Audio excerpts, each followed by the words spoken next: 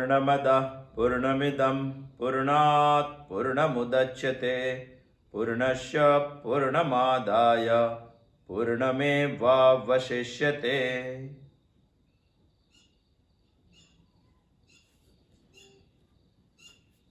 अभी ही ज्ञान की उपासना करने के लिए शिवरात्रि गई है। हमारे सभी देवताओं में महादेव ज्ञान का उपास्य देव है और वेद का एक भाग है उपनिषद, वो भी ज्ञान का एक भाग है। वो ज्ञान हमें संपादित करना चाहिए। सही माने में शिव की उपासना हम कर रहे हैं। और बाद में आएगी होलिका। प्रहलाद अकेला था, छोटा था, फिर भी ज्ञान संपादित करके उन्होंने ऐसे हिम्मत की जो दुनिया में कोई नहीं कर सकेगा। इसीलिए दोनों के बीच में हमें कुछ सोचना चाहिए। उपनिषद हमें बहुत बड़ा ज्ञान दे रहा है। ईशावास्य उपनिषद हमारे उपनिषदों में प्रथम उपनिषद है। वही उपनिषद में पहला मंत्र सूत्रभूत मंत्र है। ईशावास्यमिदं सर्वं यत्किंच जगत्यां जगत् तेन त्यक्तेन भुंजीथा मा गृधः कस्य स्विद्धनम्। बहुत अच्छी बात बताई, बहुत ऊंची भी बात बताई। मगर ये मंत्र को समझाने के लिए उपनिषद ने विस्तृतीकरण के लिए 3 से 8 तक मंत्र बताए हैं। हम अभी 8वें मंत्र का चिंतन कर रहे हैं। ईशावास्यमिदं सर्वम। उपनिषद ने, श्रुति हमारी मां है, उन्होंने तो ये बता दिया कि सारे जगत को आच्छादित करना चाहिए।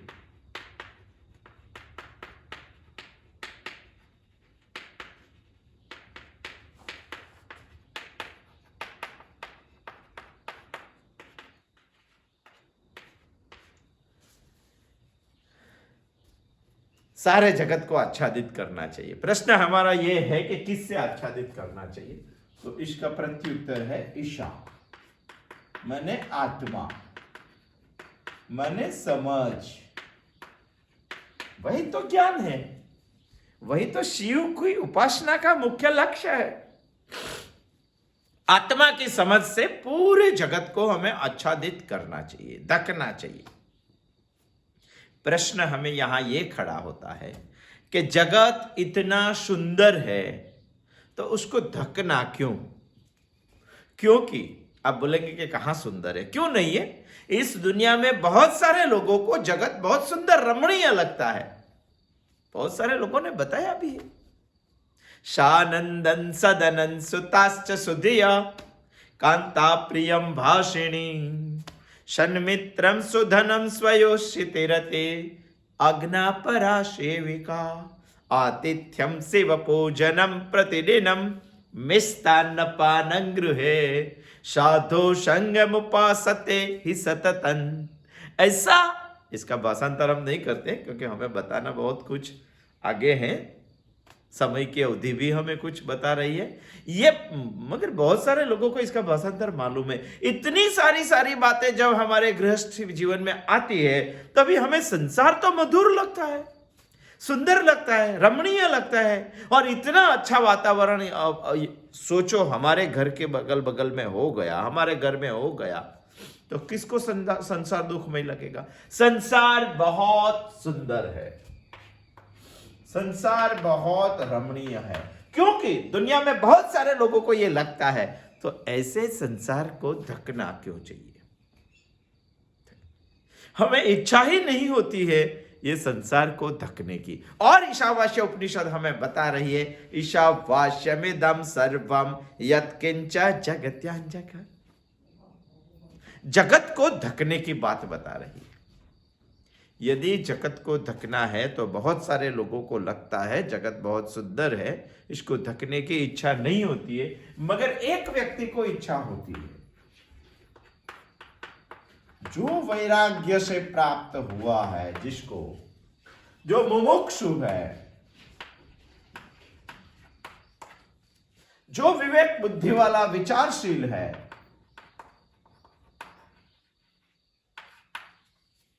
ये सबको जगत ढकने की इच्छा होती है। क्यों होती है? क्योंकि इसको मालूम है कि ये सारा जगत, सारा संसार बंधन रूप है, ये सारा संसार दुख रूप है, ये सारा संसार मिथ्या है, ये सब उसको मालूम है। हम बताएंगे कि उसको जो मालूम है वो सही नहीं, ये लोगों को जो मालूम है वही वास्तविक चित्र है।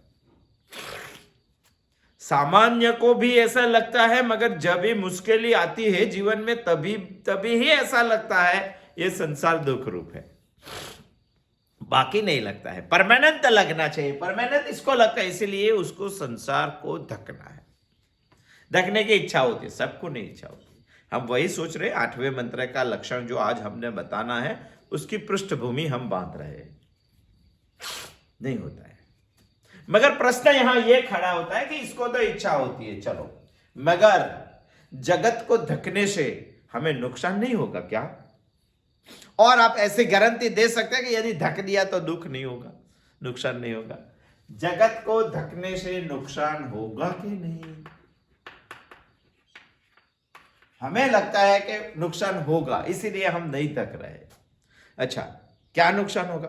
एक एग्जांपल से सोचते हैं हम कि यदि सर्प यहां पड़ा है, ये सर्प को हमें धकना है, तो क्या कोई ऐसी गारंटी दे सकता है कि सर्प को धकने से सर्प काटेगा? नहीं, काटेगा ही।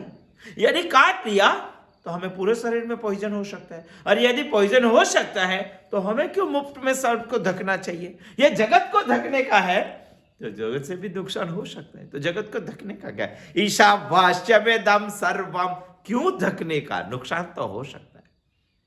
श्रुति हमें इनका भी जवाब दे रही है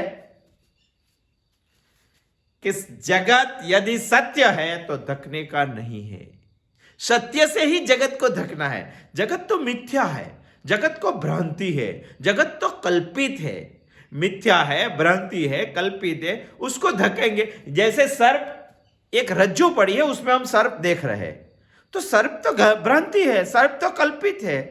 यदि यही सर्प को धकना है तो क्या काटेगा? वो तो सर्प, वही सही माने में सर्प तो है ही नहीं, वो तो रज्जू है, हमें भ्रम हो गया है कि ये सर्प है, तो उसको धकने से क्या काटेगा? नहीं काटेगा। ये जगत को धकने से कोई नुकसान होगा नहीं, क्योंकि वो मिथ्या है। इसीलिए तो उपनिषद हमें बता रही है कि मिथ्या है, कल्पित है, भ्रांति है, इसलिए उसको धकना चाहिए। जैसे कि हम सोचेंगे सर्प रज्जु, यहां तो रज्जू पड़ी है, ऐसी एक रज्जू पड़ी है, रस्सी पड़ी है, जिसमें हमें सर्प दिखाई देता है। छिप चांदी, यहां तो एक ऐसे छिप पड़ा है, खुला हुआ एक छिप पड़ा है, मगर ऐसे चमकता है सूर्य के प्रकाश में, जैसे हमें चांदी का भ्रम होता है। जैसे एक लकड़े का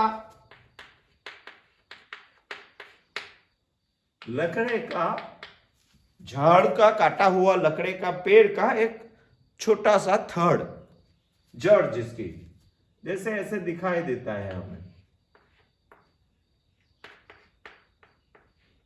ऐसा एक थड़ दिखाई दे रहा है लकड़े का काटा हुआ।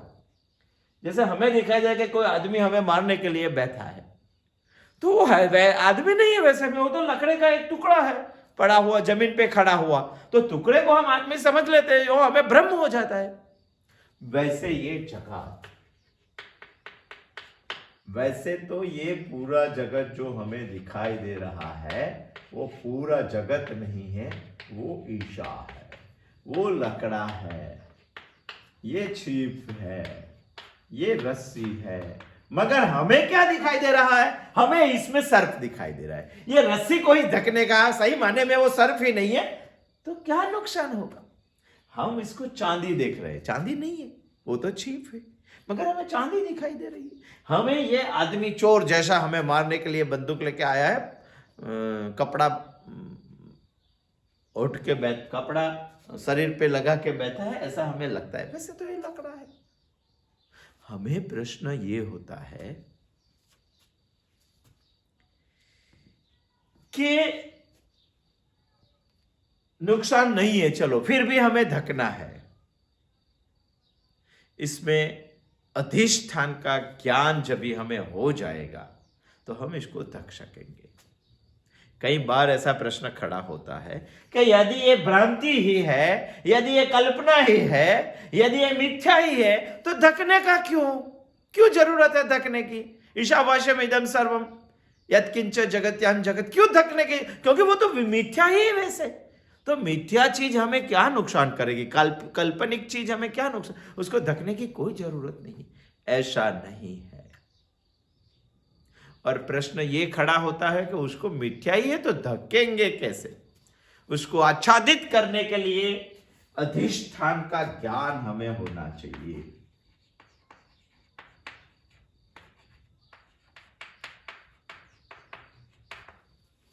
यदि हमें अधिष्ठान, हमें कोई चीज चाहिए और इसे धकना है, ऐसी बात उपनिषद हमें नहीं कर रहे। हमें अधिष्ठान का यदि ज्ञान हो गया तो जगत को हम धक सकेंगे। यदि यहां हमें सर्प दिखाई दे रहा है, अधिष्ठान क्या है? रस्सी है, और रस्सी का सही माने में हमें ज्ञान हो गया तो सर्प रहता ही नहीं है, धक गया सर्प। यदि यहां हम मान रहे हैं कि चांदी है, सिल्वर है क्या? छिप है, वो तो नदी के किनारे पड़ा हुआ। यदि अधिष्ठान छिप है और छिप का हमें ज्ञान हो गया तो जगत धक गया, मिथ्या है फिर भी। यदि हमें लकड़े का एक गुजराती में ठूठा बोलते हैं, लकड़े का एक ऐसे पड़ा हुआ पार्थ झाड़ का काटा हुआ पड़ा है, उसको हम सही माने में समझ लेंगे तो हमें कोई डर नहीं रहेगा। ये जगत को हम ईशा ही समझ लेंगे, क्योंकि जगत का अधिष्ठान ईशा है, आत्मा है। यदि हमें अधिष्ठान को समझ लिया तो फिर धक गए, हम धक जाएंगे, उसको धक देंगे, जगत को धक देंगे। ईशावास्यमिदं सर्वम यत्किंच जगत्यान जगत। मगर हमें ये अधिष्ठान का ज्ञान होगा कैसे? अधिष्ठान का ज्ञान प्राप्त करने के लिए साधन चाहिए। साधन माने प्रमाण चाहिए। जैसे कि एक गुलाब का पुष्प हमारे पास खड़ा है, वो पुष्प हम चुट कर लाते हैं, वो पुष्प का कलर का ज्ञान हमें पाना है तो हमारे पास आंख चाहिए। कलर का ज्ञान पाने के लिए आंख उसका प्रमाण है, मगर उसकी स्मेल, उसकी सुगंध हमें पानी है तो उसके लिए नाक चाहिए, नासिका चाहिए हमें। जो प्रमाण होता है उसी से ही उसका ज्ञान हमें होता है। तो अधिष्ठान का ज्ञान पाने के लिए प्रमाण क्या है? अधिष्ठान का ज्ञान पाने के लिए प्रमाण है श्रुति प्रमाण। उपनिषद जो हमारी मां है वो हमें बता रही है। क्यों उपनिषद को मां मानते हैं? क्यों उपनिषद को श्रुति में? क्योंकि उपनिषद हमारी मां है और आरोप रहित स्वस्वरूप का सत्य ज्ञान हमें करवाती है, जिसके ऊपर दुनिया में कोई आरोप नहीं लगा सकता। ऐसा अंतिम सत्य हमें समझ में आया, ऐसा ज्ञान करवा रही है। स्वस्वरूप का ज्ञान, जैसे हम समझ रहे हैं कि इसका अधिष्ठान है ईशा, जगत का अधिष्ठान है ईशा, आत्मा। और आत्मा स्वस्वरूप से कैसा है? क्योंकि अधिष्ठान का ज्ञान होगा तभी हमें ईशावास्यमिदं सर्वम कर सकेंगे। और ईशावास्यमिदं सर्वम करना है तो ईशा को समझना पड़ेगा, और ईशा को समझना है तो प्रमाण है श्रुति, और श्रुति प्रमाण है तो श्रुति प्रमाण को हमें उठाना पड़ेगा। इसके बगैर आपको आत्मा ज्ञान नहीं हो सकता। इसके बगैर आप आत्मा ज्ञान नहीं हुआ तो आपको जगत को धक नहीं सके। इसीलिए श्रुति ने हमें आत्मा का आरोप बगैर, कोई आरोप नहीं लगा सकता, आरोप रहित स्वस्वरूप का सत्य ज्ञान करवाती है।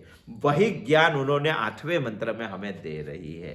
सपर्यगत शुक्रमकायम अव्रणम अस्नाविरम शुद्धम पाप विद्धम कविर्मनीषी परिभू स्वयंभू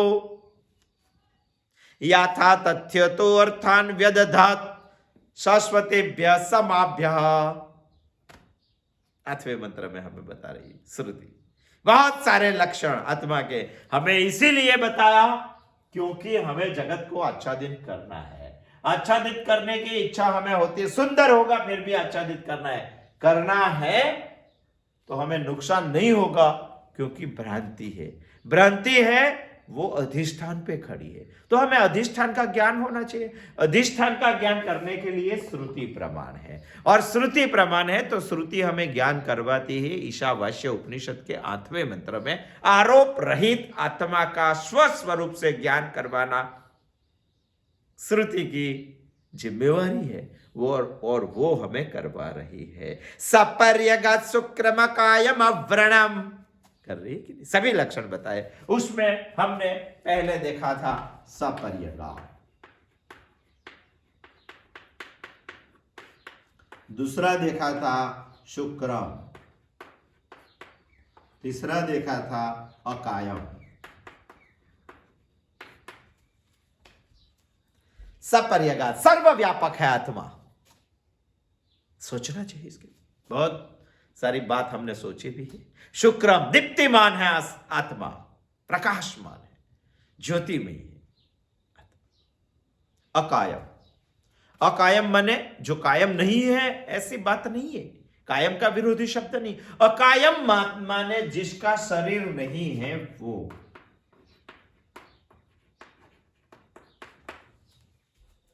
ये शरीर नहीं, हम 3 शरीर मानते हैं तो तीनों शरीर आत्मा नहीं है। अकायम तीनों नहीं है,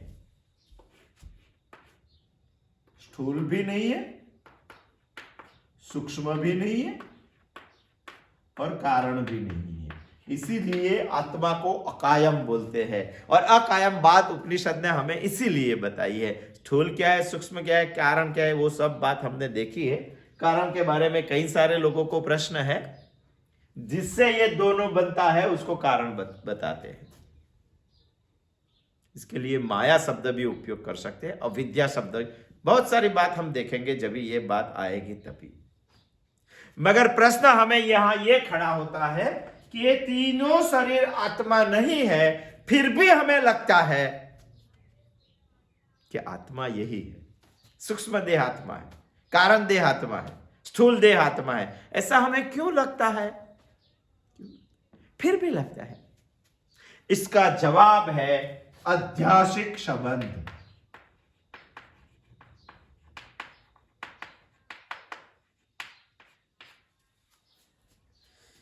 ये तीनों शरीरों के साथ आत्मा का आध्यासिक संबंध है। इसीलिए हमें ये आत्मा है ऐसा लगता है। मगर उपनिषद ने बहुत स्पष्ट बता दिया तीनों शरीर आत्मा नहीं है। जैसे कि हमने एक एग्जांपल लिया था कि एक ग्लास में पानी लाए, शुद्ध पानी था, कलर रहित पानी था, फिर भी हमें हरा दिखाई देता था। क्यों? क्योंकि जो लाइट थी वो ग्रीन कलर की थी, और लाइट का इसके ऊपर प्रकाश प्रतिबिंब हो रहा था। इसके अध्यय से हमें ऐसा लगता था कि पानी हरा है। हरा नहीं था, कुछ नहीं था, उसमें कलर ही नहीं था, फिर भी हमें हरा लगता है क्योंकि ये पानी के ऊपर आध्यासिक संबंध हो गया था लाइट का। वैसे ये तीनों शरीरों के साथ आत्मा का आध्यासिक संबंध हुआ है। प्रश्न हमें यहां ही खड़ा होता है कि यदि आध्यासिक संबंध ही है तो छोड़ने में देर कितनी लगेगी, तुरंत छोड़ देंगे? ऐसा नहीं है। जन्मों से आध्यासिक संबंध है, और जन्मों से है इसीलिए पक्का हो गया, दृढ़ हो गया है। इसको तोड़ना मुश्किल है, इसके लिए उपनिषद का अध्ययन चाहिए।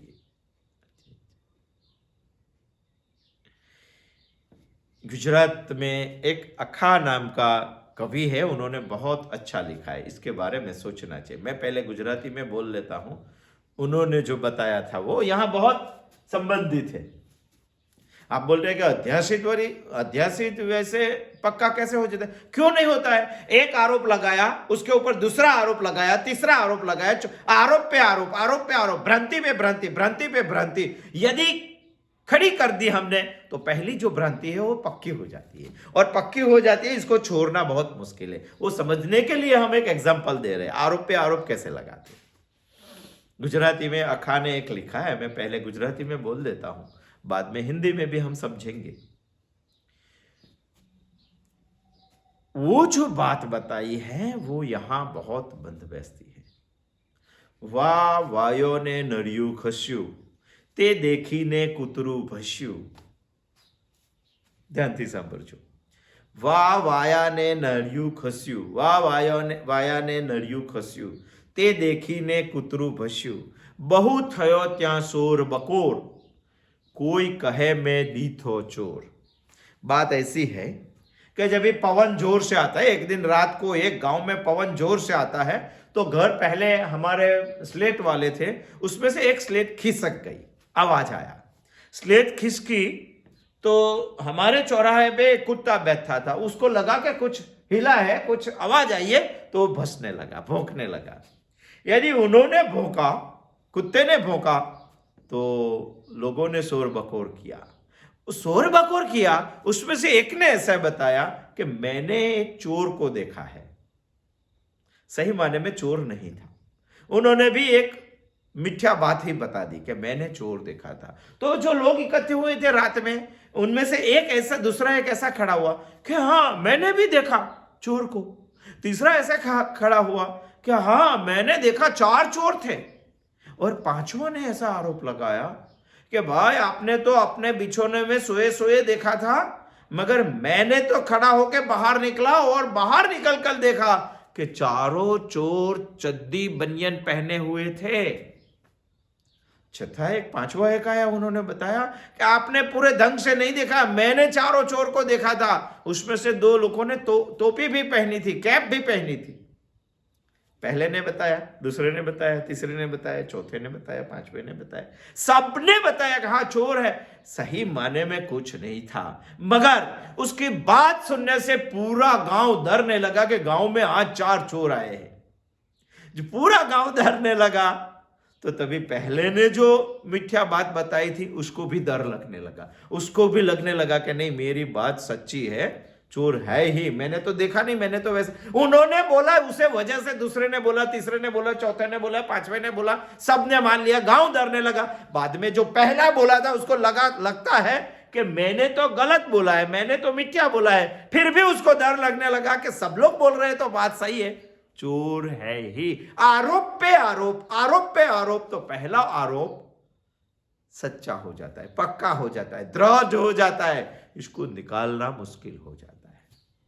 वैसे ये शरीर पे भी हम आरोप पे आरोप, आरोप पे आरोप जन्मों से लगा रहे हैं। पहले तो हमने आरोप लगाया कि मैं ही ये शरीर हूं, सही माने में मैं आत्मा हूं, मगर हमने एक मिथ्या आरोप लगाया कि शरीर ही मैं हूं। दूसरा, उसके आगे चलते हमने लगाया कि मैं स्त्री हूं, मैं पुरुष हूं, सही माने में दोनों ही नहीं है। और तीसरा एक आरोप लगाया, मैं पिता हूं, मेरा पुत्र है, मैं किसी का पुत्र हूं, मैं किसी की पत्नी हूं, मैं किसी का पति हूं।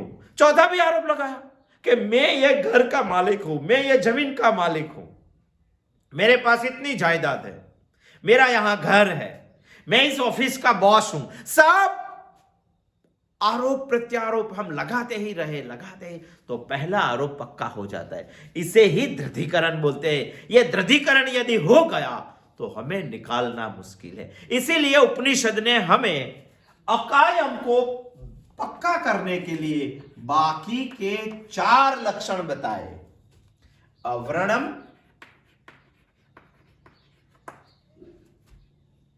अश्नाविरम, अविरम, अश्नाविरम, शुद्धम, अपापविद्धम। ये 4 लक्षण उपनिषद ने हमें बताए। इसका नंबर है 4, इसका नंबर है 5, इसका नंबर है 6, इसका नंबर है 7। ये चारों लक्षण अकायम का ज्ञान स्पष्ट करने के, दृढ़ करने के लिए ही बताए। इनमें से आज हम अव्रणम समझेंगे। क्या है अव्रणम? इसमें से अव्रणम ऐसा बोलते हैं, शब्द को भी समझना चाहिए। जो व्रणम नहीं है इसको हम अव्रणम बोलते हैं। ये चारों में ये 2 स्थूल शरीर का निषेध करना है, इसीलिए उपनिषद ने ये 2 बताया। चारों में ये कारण शरीर का निषेध करना है, इसीलिए शुद्धम बताया। यहां उपनिषद ने सूक्ष्म शरीर का निषेध करना है। इसीलिए अपाप विद्धम बताया। यानी उपनिषद ने अकायम में तीनों शरीर का उल्लेख किया हुआ है और तीनों शरीर का निषेध किया है कि ये तीनों शरीर आत्मा नहीं है। ये बताने के लिए 4 लक्षण बताए, उसमें से आज हम अवर्णम समझेंगे, जिसमें उपनिषद श्रुति हमारी मां ये स्पष्ट करना चाहती है कि आप अव्रणम है, व्रणम नहीं है, माने आप स्थूल शरीर नहीं है। प्रश्न यहां यह खड़ा होता है कि जो व्रणम नहीं है इसको हम अव्रणम बोलते, मगर व्रणम क्या है वो समझना पड़ेगा। तो व्रणम का मतलब है यह है आघात आदि जन्यम छिद्रम इति व्रणम। ये शरीर है, शरीर में बहुत सारे आघात आते हैं, ये आघात से जन्म लेता है छिद्रम। छिद्रम का एक मतलब होता है क्षति। ये जो होता है उसको बोलते हैं व्रणम। सही बात हम सिंपल सी बात हम सोचेंगे तो ये है कि बहुत सारे आघात, बहुत सारे घाव, बहुत सारे जख्म इस शरीर पे होते हैं। ये होने से इस शरीर में क्षति आती है, इसी को ही व्रणम बोलते हैं। बहुत सोचने जैसी बात है। शरीर को शस्त्र से घाव होता है, शरीर को व्रणम शस्त्र से होता है, पानी से जल से होता है, वायु से होता है, अग्नि से होता है। ये बहुत सारी चीजों से इस शरीर को व्रणम होता है, घाव होता है, जख्म होता है, क्षति होती है। इसीलिए तो भगवान ने गीता में बताया है, गीता में नैनम छिन्दन्ते शस्त्राणि नैनम दहाते पावका न चैनम क्लेदयन्त्यापो न शोषयति मारुता। हमने सोच लिया गीता चिंतन में, खोल के देख लेना। यही बात उपनिषद यहां बता रही है कि यह शरीर अव्रणम है। हम जो मान रहे हैं शरीर को, ये नहीं है, ये आत्मा ही है। क्योंकि शरीर तो व्रणम है, आत्मा अव्रणम है, जिसको अक्षत है, जिसको कोई क्षति नहीं है, जिसके ऊपर कोई घाव नहीं है, जिसके ऊपर कोई जख्म नहीं लगता है, अव्रणम। किसी से भी, शस्त्र से भी, ये शरीर को तो शस्त्र से घाव लगता है। आप बोलेंगे पानी से, अरे पानी में रहिए आप 5-6 घंटे तक, पैर पे घाव लग जाता है, चामड़ी स्मूथ होके फट जाती है। आप कहेंगे कि वायु से कैसे, तो वायु से भी घाव लगता है।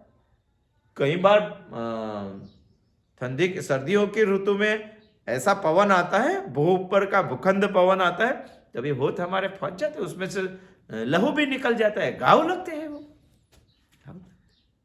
मगर आत्मा अव्रणम है। आप जो समझ रहे हैं कि शरीर ही आत्मा है, मैं ही शरीर हूं, ऐसा नहीं है, क्योंकि शरीर तो व्रणम है।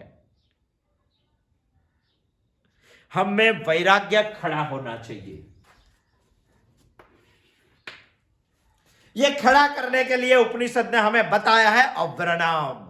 हमें अकायम है वो ज्ञान को स्पष्ट करने के लिए, स्थूल शरीर तो आत्मा है ही नहीं, ये बताने के लिए उपनिषद ने बताया है अव्रणम। स्थूल शरीर में बहुत सारी क्षति आती है, बहुत सारी क्षति आती है। कभी हाथ दुखता है, कभी पांव दुखता है, कभी दांत दुखता है, कभी आंख चली जाती है, कभी कान चले जाते हैं, कभी मुंह में से दांत चले जाते हैं, कितनी सारी क्षति है। कभी कोरोना हो जाता है, कितनी सारी क्षति है इस शरीर में आती। बीच बीच में भगवान हमें बहुत सारी नोटिस दे रहा है। यदि उन्होंने नोटिस नहीं दिया तो अंतिम हमें वृद्धत्व तक मालूम ही नहीं पड़ेगा कि एक क्षति युक्त शरीर है, ये खामी युक्त शरीर है, ये जख्म वाला शरीर है, ये व्रण वाला शरीर है, वो हमें मालूम ही नहीं पड़ेगा। इसीलिए भगवान ने हमें बताया बार बार, यदि कोई भी क्षति नहीं रहेगी तो उम्र की क्षति तो रहेगी ही। मैं 7 साल का हो गया, ये तो रहेगी। यदि ये शरीर को मैं शरीर ही हूं ऐसे मानने वाले सभी लोगों को दुनिया में मिस्टर व्रणम बोलना चाहिए, मिस्टर जख्म वाले बोलना चाहिए, मिस्टर घाव वाले बोलना चाहिए, मिस्टर क्षति वाले बोलने चाहिए। उपनिषद बोल रही है कि मैं व्रणम नहीं, मैं अव्रणम हूं। वो समझना चाहिए आपको समझ में। यही ज्ञान को हमें दृढ़ करना है, और यदि यह ज्ञान दृढ़ हो गया तभी हम जीवन में मान लेंगे कि ये शरीर तो क्षति वाला है। सही माने में आत्मा क्षति वाला नहीं है, वो तो अवर्णम है। ये बताने के लिए उपनिषद ने हमें बताया, सपर्यगत शुक्रमकायम अव्रणम अस्नाविरम शुद्धम पाप विद्धम कबीर मनीषी परिभू स्वयंभू याथा तथ्यतो अर्थान व्यदधात शाश्वतेभ्यः समाभ्यः। कितने लक्षण बताए। सिर्फ बोलने से नहीं चलेगा, सिर्फ सुनने से नहीं चलेगा, मानना पड़ेगा और दृढ़ तरीके से मानना पड़ेगा, मैं शरीर नहीं हूं। यह ज्ञान की दृढ़ता बताने के लिए उपनिषद ने हमें बताया अव्रणम। मगर कई लोग दुनिया में बोलते फिरते हैं, ऐसा नहीं। वैसे तो तोता भी बोलता है। मंदन मिश्र के वहां एक तोता था, पैरॉट। वो बोल रहा था कि वेदाहा प्रमाण, ऐसा हर रोज बोलता था। वेद ही इस दुनिया में प्रमाण है, ऐसा हर रोज बोलता था। मगर तोते को दूसरी कोई बात मालूम नहीं थी आगे की। ऐसा बोलने से नहीं चलता है, समझना पड़ता है। इसीलिए श्रुति उपनिषद ने हमें कुछ गहराई से बताना है। एक एग्जाम्पल से सुनते हैं। कई लोग बोलते हैं तो क्या होता है। एक भाई था, इंसान था, और वही इंसान बहुत डरपोक था। उन्होंने सोचा कि मेरा बच्चा मेरे जैसा डरपोक नहीं होना चाहिए। इसीलिए उन्होंने अपने खुद के बच्चे की कुछ ट्रेनिंग के बारे में सोचा। एक दो भाई को बताया भी सही कि मुझे मेरे बच्चे को बहादुर बनाना है, मगर मैं बहुत डरपोक हूं। तो कई लोगों ने उसके सलाह भी दी कि भाई तेरा बच्चा तेरे पास रहेगा तो कभी बहादुर नहीं बनेगा, क्योंकि तू हर रोज डरपोक की बात कर रहा है, और जो जैसा सुनता है वैसा उनका स्वभाव हो जाता है। तो उन्होंने बोला कि मैं कैसा क्या करूं। तो उन्होंने बोला कि कोई ऐसी बहादुर बात सुनाए, उनके पास इसको रख। मैं कहा लड़के को मुझे घर से बाहर नहीं निकालना है। तो तीसरे ने एक सलाह दी कि आप एक तोता लाइए, एक पैरोट लाइए, और वही पैरोट को आप घर में बैठाइए और उसको कुछ बहादुर वाले वाक्य पढ़ाइए, और बोल जाएगा, आपका बच्चा सुनता रहेगा और बहादुर हो जाएगा। वैसा ही किया। उन्होंने एक तोता लाया और तोते को पढ़ाया कि मैं मर्द हूं, मैं मर्द हूं। एक सप्ताह तक पढ़ाया। वो बोलने लगा हर रोज मैं मर्द हूं, और बच्चा भी हर रोज सुनता था कि मैं मर्द हूं। पोपट बोलता था। ये बोलने से, तोता का ये बोलने से बच्चा को दृढ़ हो गया कि मैं मर्द हूं। मगर हुआ क्या, तोते को मर्द हूं का मतलब मालूम नहीं था। वो सिर्फ हर रोज उन्होंने सिखाया वैसा बोलता था, मैं मर्द हूं। सुनने वालों को भी अर्थ मालूम नहीं था, वो सिर्फ सुनता ही रहता। इफेक्ट क्या होगी। अरे एक दिन बिल्ली आई तो तोता भूल गया मैं मर्द हूं ऐसा बोलने का, टें टें करके बिल्ली का शिकार बन गया। वो बच्चे ने भी उसको देखा। इस दुनिया में भी ऐसा हो। हम बोलेंगे मैं अव्रणम हूं, मैं अव्रणम हूं, मैं अव्रणम हूं, ऐसा बोलने से नहीं चलेगा। माला घुमा के 108 बार आप बोलेंगे तो भी नहीं चलेगा। जीवन में आना चाहिए, दृढ़ीकरण होना चाहिए। वही स्पष्ट ज्ञान उपनिषद हमें बता रही है। यदि ऐसा बोलते रहेंगे आप, और कई बार बिल्ली आई तो आप भूल जाएंगे मैं व्रणम हूं। बिल्ली माने इस शरीर में कभी भी क्षति आई, ये शरीर में कभी भी रोग आया, एक शरीर में कभी भी घाव लगे, इस शरीर में कभी भी जख्म आया, तो हम भूल जाएंगे मैं व्रणम हूं, अव्रणम हूं। तभी व्रणम ही लगेगा। इसीलिए ज्ञान दृढ़ होना चाहिए। जब शरीर में व्रण हो तब भी हमें पक्का मालूम होना चाहिए कि मैं व्रणम नहीं हूं, मैं अव्रणम हूं, मैं अक्षत हूं। ये ज्ञान दृढ़ होना चाहिए। मुश्किल है, कहीं कहीं चमरबंदी लोगों को भी ये मालूम नहीं पड़ता है, और मालूम पड़ता है तो सोच नहीं सकते, और सोच सकते हैं तो जीवन में ला नहीं सकते। उपनिषद की ये बात बता रहे। पुस्तक में तो बहुत सारी विद्या है, हमें क्या मालूम। पुस्तकस्य विद्या पर हस्तेषु परम धनम, क्या मालूम, क्या समझ में आएगा। ऐसी विद्या और ऐसा धन हमें क्या समझ में आया, क्योंकि दूसरों के हाथ में है, घर पे है, दूसरों के मगज में है। हमें तो ऐसी कंठस्थ विद्या, मुख में जो है, मुखोद्गत है, वही विद्या हमें काम लगेगी। ऐसा नहीं, श्रुति तो हमें ऐसा बता रही है, हृदयस्थ विद्या जो तेरे जीवन में है वही काम लगेगा। कंठस्थीकरण भी काम नहीं लगेगा, जीवन में आना चाहिए। अब व्रणम सही माने में मुझे लगना चाहिए, लगना चाहिए। ये ज्ञान की दृढ़ता के लिए उपनिषद हमें बता रहे हैं कि मैं अव्रणम हूं, व्रणम नहीं हूं। ये शरीर में नहीं हूं क्योंकि शरीर तो व्रणम है। आत्मा में हूं क्योंकि आत्मा अव्रणम है। और सच्ची बात, सही बात उपनिषद ने हमें बताई। ये लक्षण हम बार बार देखते रहेंगे। आने वाले बुधवार को आएंगे तो आगे का हम देखेंगे अश्नाविरम शुद्धम अपापविद्धम देखेंगे। बहुत सारी बात उपनिषद ने हमें बताई, मगर बार बार सोचकर, चिंतन कर कर हमें इसके बारे में सोचना चाहिए। ट्रूथ बताया, रियल ट्रूथ, सत्य बताया, अंतिम सत्य। इसके बाद कोई सत्य नहीं हो सकेगा। सपर्यगत शुक्रम कायम अव्रणम अस्नाविरम शुद्धम पापविद्धम कबीर मनीषी परिभू स्वयंभू याथा तथ्य तो अर्थान व्यदधात शाश्वतेभ्य समाभ्य। एक के बाद लक्षण हम समझते जाएंगे और स्वस्वभाव से आत्मा कैसा है वो हम बुधवार को आएंगे तभी समझेंगे। अस्तु, जय श्री कृष्ण।